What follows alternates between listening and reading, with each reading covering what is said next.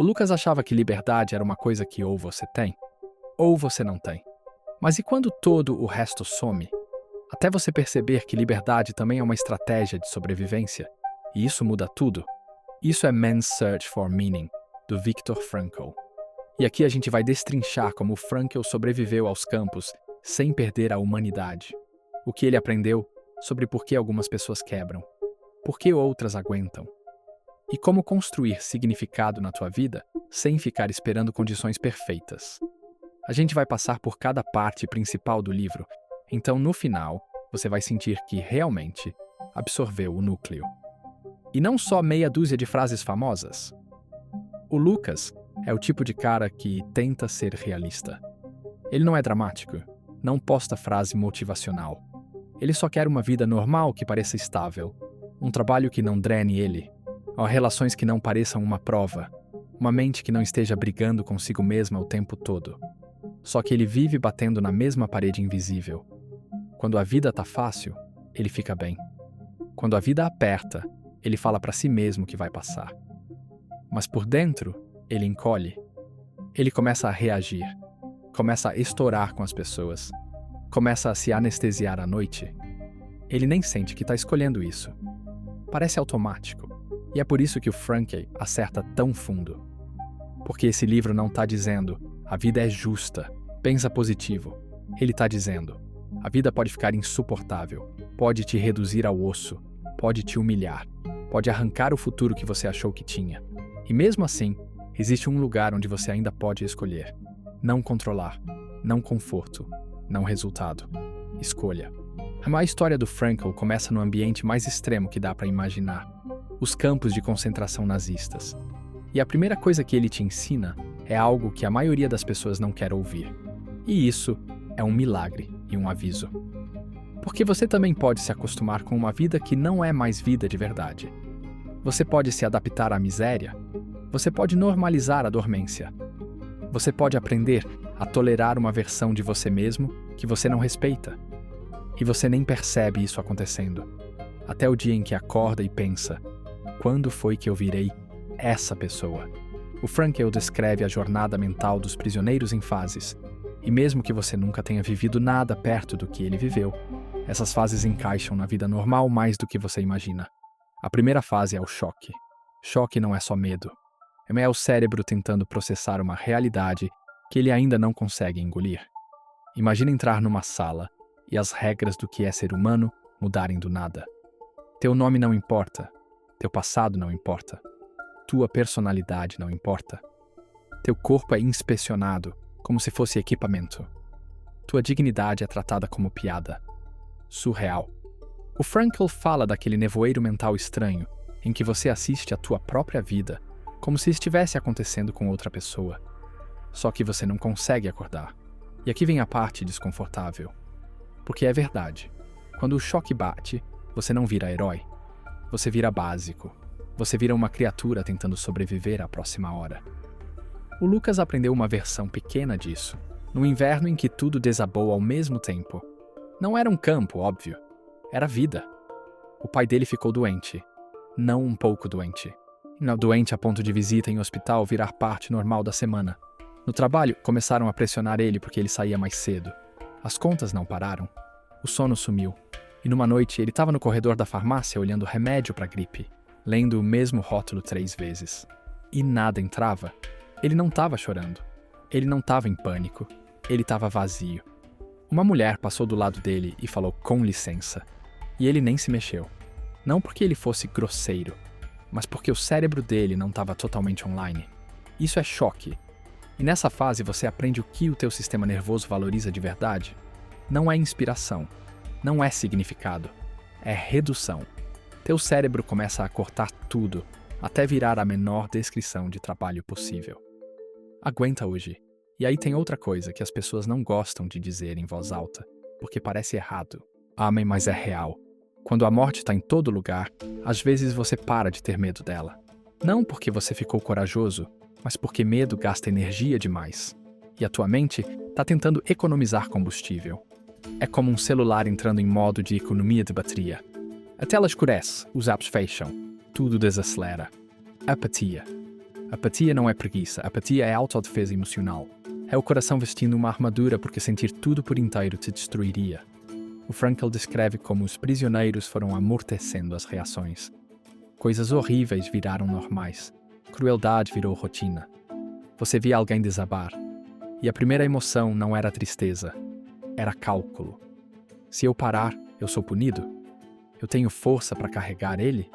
Se eu me envolver, eu coloco a minha sobrevivência em risco. Isso não é maldade. Isso é lógica de fome. Quem está faminto pensa num túnel. É isso que sofrimento prolongado faz. Ele estreita o mundo. É como dirigir numa tempestade de neve com o vidro embaçado. Sua visão vira só alguns metros. Você para de pensar no destino. Você só tenta não bater. Sobrevivência. Comida, calor, descanso. Evitar punição. Segurar qualquer vantagem. E é aqui que, mesmo dentro dessa apatia, acontece uma coisa surpreendente. É a vida interna de algumas pessoas aprofunda. Pensa nisso. Quando o mundo de fora vira uma jaula, o mundo de dentro pode virar um túmulo ou um refúgio. O Frankl fala de prisioneiros que sobreviviam viajando na própria mente, lembrando de alguém amado, repassando uma conversa, imaginando um momento futuro, ensaiando uma palestra que talvez um dia dariam. E isso não era fantasia, era remédio. Porque quando o corpo está preso, a mente precisa de algum lugar para respirar. A ideia mais famosa do Frankl aparece aqui. Ele diz que o significado pode vir de 3 lugares: de criar ou fazer algo, de viver algo ou amar alguém, e da atitude que você escolhe diante de um sofrimento inevitável. Esse último é o mais mal interpretado. O Frankl não está dizendo que sofrimento é bom. Ele está dizendo, quando o sofrimento não pode ser removido, ou se a tua resposta vira a tua última liberdade, essa resposta pode ser dignidade, pode ser coragem, pode ser humor, pode ser fé, pode ser lealdade aos teus valores, ou pode ser desmoronar. E o Frankl é brutalmente honesto. Muita gente desmoronou.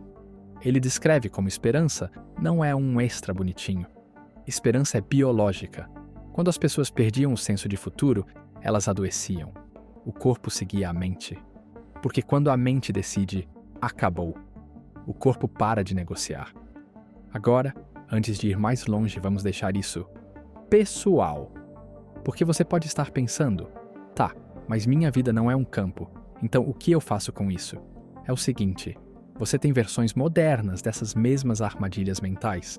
A fase do choque aparece quando a vida te joga algo que você não planejou. Um término, uma demissão, um diagnóstico na família, uma traição, ou um baque financeiro. A fase da apatia aparece quando o stress vira teu padrão, quando você para de estar presente, quando você começa a viver no piloto automático, quando você para de se importar com coisas que antes importavam. E é aí que mora o perigo. Porque a apatia parece estabilidade. Parece, tá tudo bem. É teu coração ficando silencioso para evitar dor. O Lucas passou por isso depois que o pai estabilizou, mas o estrago ainda estava lá. As visitas ao hospital diminuíram. A crise esfriou. E todo mundo esperava que o Lucas voltasse ao normal. Mas ele não voltou. Ele chegava do trabalho, sentava no sofá e ficava encarando o nada por um tempão. Não porque ele odiasse as pessoas, mas porque responder parecia levantar um peso. Até comida parecia sem gosto. Música parecia barulho. Planos pareciam obrigação. Isso é apatia. E se você não reconhece isso, você começa a construir uma vida em volta disso. Você começa a chamar isso de personalidade. Você começa a dizer, eu só tô cansado. Eu só tô sem motivação. Não. Você não tá sem motivação. Você tá sem significado. Porque significado não só te deixa feliz. Significado te faz aguentar. O Frankl conta história atrás de história de pequenas escolhas que revelavam a liberdade interna de uma pessoa. Às vezes era um cara dividindo um pedaço de pão. Às vezes era alguém consolando outro prisioneiro, fazendo uma piada num lugar onde piada não deveria existir. E esses momentos não eram pequenos. Eles eram prova de que uma pessoa é mais do que as circunstâncias. É como uma vela num apagão. Ela não acende a cidade inteira, mas prova que a escuridão não é total. E o campo criava 2 tipos de prisioneiros. Os que viravam como animais, focados só em autopreservação, mesmo quando isso custava o resto. E é aqui que o livro vira um espelho, não uma aula de história, porque no teu dia a dia, Você também pode vender tua dignidade por conforto. Você pode ser rude porque está estressado. Você pode mentir porque é mais fácil. Você pode tratar pessoas como obstáculos porque está ocupado. A vida é difícil, eu sei. E o Frankl diria: sim, a vida é difícil. É por isso que tua atitude importa mais, não menos. O Frankl era psiquiatra, então ele não estava só, observando o sofrimento. Ele estava observando como a mente reage ao sofrimento. E ele percebeu que a dor, sozinha, não era a única coisa que esmagava as pessoas. Falta de significado esmagava. Quando alguém não conseguia conectar o sofrimento a um propósito, a pessoa se desfazia. Se tiver um porquê. Essa frase é muito repetida por aí, mas a ideia é bem específica. O porquê podia ser alguém esperando por você. O porquê podia ser uma missão. O porquê podia ser um trabalho inacabado. O porquê podia ser uma promessa. Aí o Frankl descreve como ele sobreviveu segurando imagens da esposa, falando com ela na cabeça, mesmo sem poder tocar. O amor virou um lugar para ficar em pé. E isso é importante porque a maioria das pessoas acha que amor é só sentimento. O Frankl mostra que amor pode ser uma âncora. Pensa como escalada. Sua mão escorrega, a perna treme, a respiração vira caos. Mas a corda tá lá, e você continua. Significado é essa corda. E o Frankl fez outra coisa que muita gente passa batido. Ele segurou o próprio trabalho. Ele já vinha desenvolvendo ideias sobre significado antes dos campos. E ele continuava pensando: se eu sobreviver, eu preciso ensinar isso. Em um momento, ele tenta até reconstruir um manuscrito perdido dentro da cabeça. Imagina isso: o corpo faminto, o mundo desmoronando, ele escrevendo por dentro. Por que alguém faria isso? E por que propósito é um jeito de continuar sendo uma pessoa? Agora, a terceira fase que o Frankl descreve é o que acontece depois da libertação. Porque você esperaria que libertação fosse alegria pura. Mas não foi assim. Muitos prisioneiros não sentiram felicidade na hora. Eles se sentiram irreais, dormentes. Como se a liberdade fosse um sonho que podia ser arrancado a qualquer segundo. Eles tiveram que reaprender a sentir. Pensa nisso. Quando teu sistema nervoso fica em posição de perigo por tempo demais, ele não relaxa instantaneamente, só porque o perigo acabou. É como um punho fechado por horas. Você abre. E ele ainda treme. Ainda dói. Ainda não confia no alívio. O Frankl descreve despersonalização. O mundo parece estranho. O céu parece grande demais. As cores parecem quase falsas. A alegria vem em faíscas, não em ondas. E tem outra verdade sombria. Algumas pessoas, depois de oprimidas, viraram opressoras. Elas se sentiram justificadas, se sentiram no direito de vingança, como se crueldade agora fosse um direito delas. O Frankl não romantiza a sobrevivência. Ele mostra como trauma pode deformar alguém quando não é integrado, dano moral e espiritual. Porque quando a pressão some de repente, você pode explodir de um jeito que nem imaginava. O Lucas viveu a versão dele disso depois de um ano pesado. Não perto do que o Frankl viveu, óbvio, mas pesado o suficiente para mudar ele. Ele ficou meses se segurando, trabalhando, cuidando da família, engolindo estresse, sendo o cara confiável. Aí um dia, a pressão finalmente soltou. A crise acabou. A agenda abriu. E em vez de gratidão, o Lucas ficou irritado. Ele estourou com um amigo por coisa pequena. Ele dirigiu agressivo. Começou a julgar todo mundo que não tinha sofrido como ele. E mais tarde, naquela noite, ele ficou na cozinha com um copo d'água na mão, morrendo de vergonha. Ele pensou: por que eu tô agindo assim? Porque sofrimento não te deixa sábio automaticamente. Ele só te revela. O que transforma isso é significado. Então tá. O que é logoterapia? A segunda parte do livro. O Frankl chama a abordagem dele de logoterapia, e a palavra vem da ideia de significado. A crença central dele é simples, mas muda tudo. O principal impulso humano não é prazer, não é poder, é significado, é a vontade de significado. E se você não tem isso, você não fica só triste, você fica vazio, você fica entediado, você fica inquieto, você sente que nada importa, mesmo quando por fora parece que tá tudo certo.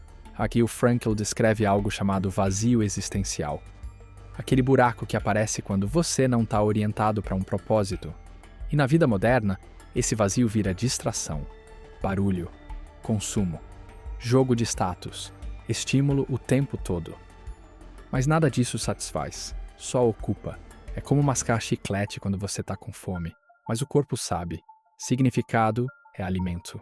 O Frankl também traz uma ideia chamada null dinâmica, que basicamente diz que saúde mental não é estar calmo o tempo inteiro. É ter uma tensão saudável, entre quem você é e aquilo pelo qual você é responsável. A maioria acha que tensão é ruim, quer zero desconforto. O Frankl diz, na verdade, alguma tensão é boa. É a tensão de alcançar, a tensão de virar alguém, a tensão de ter uma missão que te puxa para frente. Se você remove essa tensão, você não fica em paz, você fica plano, você fica entediado, você fica impulsivo, você começa a correr atrás de emoção barata. É como arco e flecha. Se a corda não tem tensão, a flecha não vai a lugar nenhum. Tensão não é o inimigo, é o que cria direção. E o Frankl é cuidadoso aqui. Ele não está mandando ninguém sofrer por diversão. Ele está dizendo, não confunde conforto com significado.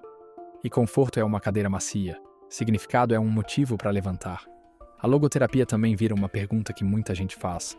Muita gente pergunta, qual é o significado da vida? O Frankl vira isso e pergunta, o que a vida espera de mim? Isso é uma virada gigante? Porque perguntar qual é o significado da vida vira uma armadilha filosófica. Você fica girando. Mas perguntar o que a vida espera de mim te empurra para a responsabilidade, te empurra para a ação, te obriga a olhar para a tua situação e dizer, qual é a minha tarefa agora? O Frankl diz que significado é único e pessoal. Não é uma resposta universal para baixar da internet. É algo que você descobre nas exigências do momento. Às vezes, a exigência é amar alguém direito. Às vezes é fazer teu trabalho com excelência. Às vezes é aguentar uma dificuldade sem ficar amargo. Às vezes é corrigir um erro e ficar melhor. E ninguém gira essa chave por você. Agora você pode estar pensando, tá, mas como isso ajuda com ansiedade real, medo real, pressão real? O Frankl oferece duas técnicas que são assustadoramente práticas. A primeira é a intenção paradoxal. É uma ideia que parece estranha. Até você testar. Em vez de fugir do medo, você se aproxima com um tipo de humor controlado e disposição. Quando você está apavorado de algo acontecer, você cria mais medo tentando resistir. Você se tensiona, você se vigia, você tenta forçar controle. E esse esforço vira o problema. O Frankl percebeu isso em certas ansiedades. Quanto mais alguém tentava evitar um sintoma, mais acionava ele. A saída é inclinar para frente, não de forma perigosa, não de forma irresponsável, mas com uma atitude que quebra o ciclo do medo. É tipo quando você tenta dormir e fica pensando, eu tenho que dormir, eu tenho que dormir. Essa pressão te mantém acordado, mas se você diz, beleza, vou ficar acordado mesmo, tanto faz. O corpo relaxa e o sono fica possível. A segunda técnica é desreflexão. Desreflexão é tirar essa atenção daquela auto-observação obsessiva e levar para algo com um significado fora de você. Porque muita ansiedade cresce quando você fica monitorando tudo por dentro. Como eu tô indo? Eu tô parecendo estranho? Eu tô falhando? Por que eu tô sentindo isso? E se piorar? Vira um holofote apontado para dentro que queima a tua própria pele. Desreflexão vira o holofote para fora, para uma tarefa, para uma pessoa, para serviço, para propósito. O Frankl diria, quanto mais você persegue felicidade direto, mais ela corre. Felicidade é subproduto de significado, não é alvo. Se você não segura ela com a mão, você cria condições para ela chegar. É como tentar segurar água. Se você aperta, escapa.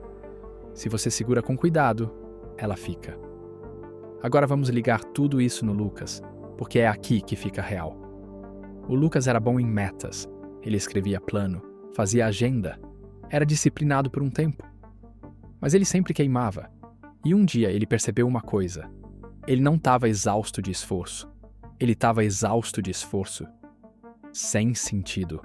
Ele fazia tarefas que não conectavam com nada. Dizia sim para coisas que ele não respeitava. Reagia à expectativa dos outros, em vez de responder aos próprios valores. Aí ele fez um experimento do Frankl. Por 14 dias, toda manhã, antes de olhar o celular, ele fez uma pergunta. O que a vida espera de mim hoje? Não o que eu quero, não o que eu tô com vontade, não o que vai impressionar. Ou qual é a minha responsabilidade hoje? Isso mudou a energia dele, mas clarificavam. No terceiro dia foi simples, ligar para o pai antes do trabalho, não depois. Antes. No sexto dia, foi parar de evitar uma conversa difícil com o gerente. Falar com calma, ser honesto, pedir o que ele precisava. No nono dia foi ajudar um amigo que estava sofrendo em silêncio, não com conselho, com presença. Aparecer. O Lucas não ficou em êxtase do nada, mas ele ficou orientado. Ele sentiu que estava andando com uma bússola em vez de tropeçar no nevoeiro. O Frankl diz que essa é a diferença entre quem sobrevive à dificuldade e quem é destruído por ela.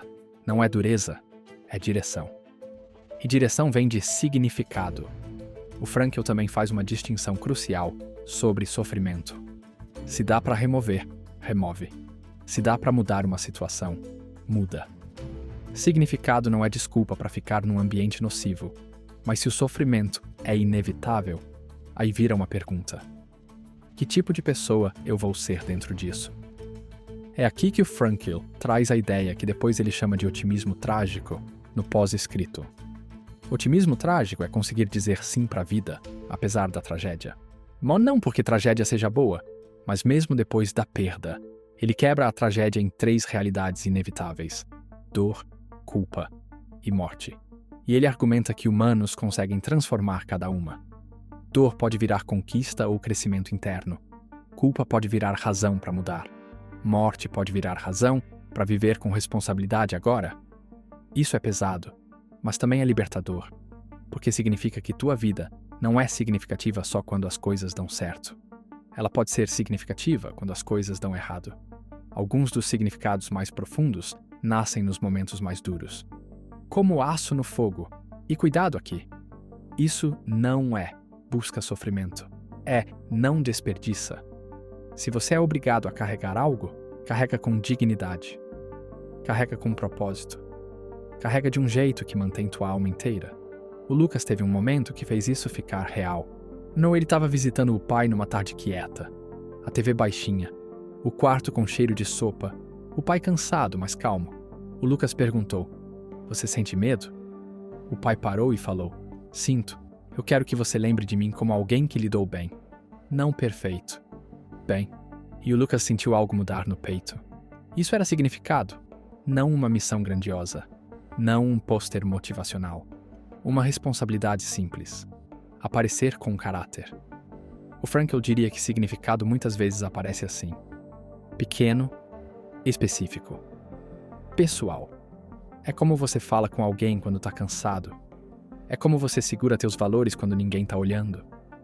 É como você se recusa a virar cruel, só porque foi ferido. É como você continua amando mesmo quando amar arrisca perda. E é aqui que a frase mais famosa do Frankl ganha vida, sem precisar ser repetida. Entre estímulo e resposta. A mim existe um espaço, e nesse espaço está teu poder de escolher. A maioria vive como se esse espaço não existisse. Sente raiva e vira raiva. Sente medo e obedece. Sente dor e passa adiante. Não. Existe um espaço. E esse espaço é tua última liberdade. Eles podem tirar tua roupa, podem tirar tua comida, podem tirar teu nome, mas não podem tirar tua escolha. A não ser que você entregue, agora você pode estar pensando: tá, mas como eu cresço esse espaço na vida normal? Você cresce praticando quando o risco é pequeno. Pausa. Pausa. Pausa. Essa pausa é a academia. Cada pausa é uma repetição. É como fortalecer um músculo que quase ninguém treina.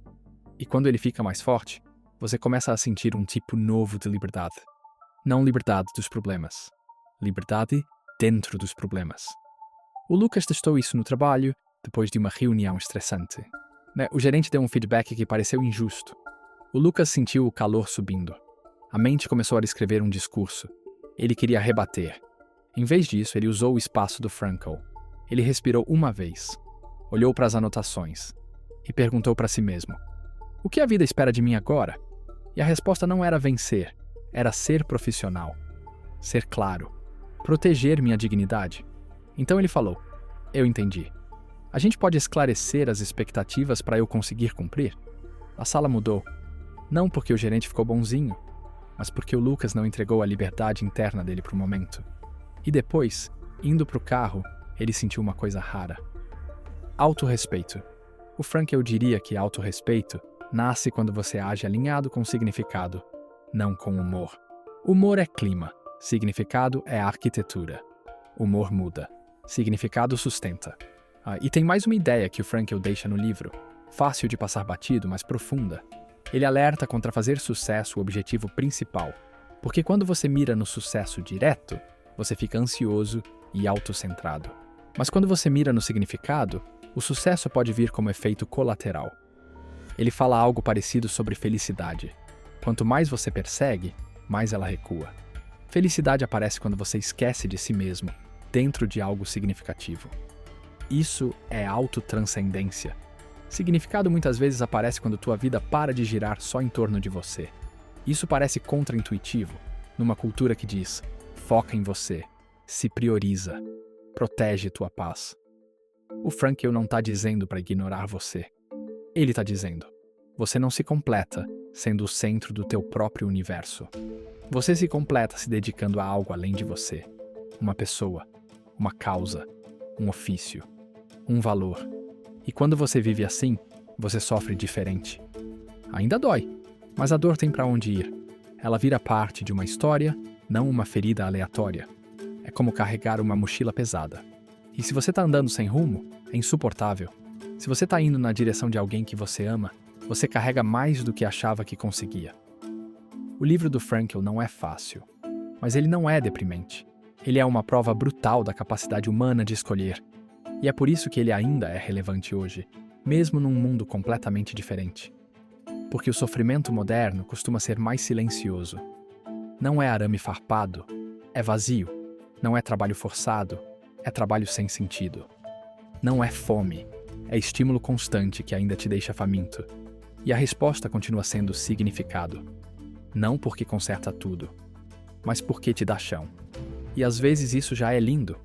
Então aqui vão algumas coisas que você pode começar a fazer agora, baseado no que a gente acabou de ver. Começa teu dia com a pergunta do Frankl: o que a vida espera de mim hoje? Harry, mantém simples. Uma responsabilidade, um ato de coragem, um ato de amor, uma tarefa que importa. Treina o espaço. Escolhe um gatilho pequeno que te pega todo dia, tipo impaciência, crítica ou ansiedade. Quando vier, pausa por uma respiração e nomeia tua escolha antes de agir. Essa respiração é você retomando liberdade. Cria significado contribuindo. Escolhe uma coisa por semana que beneficie alguém sem precisar de crédito. Manda a mensagem. Faz a ligação. Ajuda em silêncio. Significado cresce quando tua vida não é só conforto. E se você está preso no vazio existencial, para de perguntar o que você está com vontade de fazer e começa a perguntar o que vale a pena fazer. O humor vai discutir. O significado vai guiar. Trata significado como bússola, não como prêmio. E quando o sofrimento aparecer e você não conseguir remover, decide que tipo de pessoa você quer ser dentro dele. Não perfeito, só alinhado. Essa decisão protege teu espírito mesmo quando as circunstâncias não protegem? Era isso. Eu espero que isso tenha sido útil e tenha te dado algo real para pensar. Valeu por assistir e que teu dia seja ótimo.